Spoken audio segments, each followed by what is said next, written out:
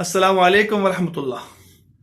Hi friend, अभी हम शहीर भाई को हमने कपिंग किया है। अब हम चाहते हैं वो जिन पॉइंट्स पर हमने कट्स लगाए हैं वो हम आपको दिखाना चाहते हैं। क्या उन पॉइंटों में आपको किसी किस्म का कोई भी कट नजर आ रहा है जिससे इन्फेक्शन हो जाए या कोई ऐसा इशू, आप देखिएगा उसको।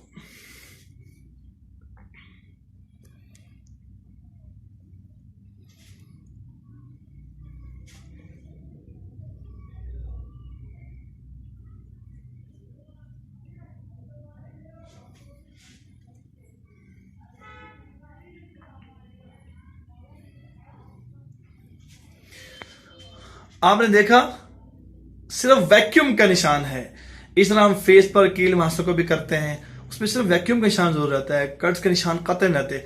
मैं आपसे अर्ज करूंगा, लाहौर में बहुत से लोग करने वाले हो गए माशाल्लाह, अभी नई नई प्रैक्टिस कर रहे हैं।